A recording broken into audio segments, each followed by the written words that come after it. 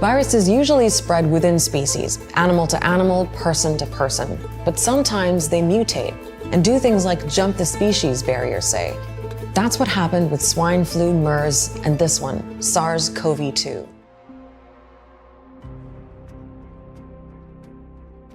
Scientists have been sequencing the genes of the coronavirus throughout 2020, looking for changes in the genetic code and creating a type of family tree. The mutation in England has been called the B117 lineage.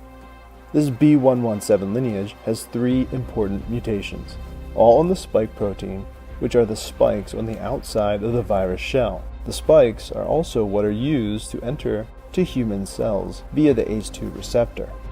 Probably the most interesting mutation in the B117 lineage is called N501Y. The name N501Y means that the mutation has caused the amino acid at site 501 to become tyrosine. Because this amino acid is part of what is called the receptor binding domain, or RBD, the N501Y mutation could affect how readily the virus gets into human cells. This has led to a hypothesis that an immunodeficient patient who was chronically infected for several months created a breeding ground for mutations, harboring a diverse community of virus forms.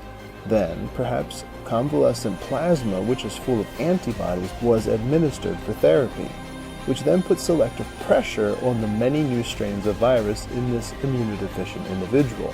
So that's a hypothesis put forth by 10 researchers in the UK. Let's look at it this way, using what's called the reproduction number. This coronavirus was known to spread from one person to 2 to 3 other people on average. The R number was between 2.5 and 3.5. That's without things like social distancing and lockdowns to control the spread. With those measures, the R number came down. The virus was infecting maybe just one other person, or fewer, which is enough to stall the spread. But then this new UK strain showed up and pushed the R number back up to as high as 1.7. It showed up in September 2020. And according to the World Health Organization, they think it could be about 70% more contagious than the original Wuhan strain.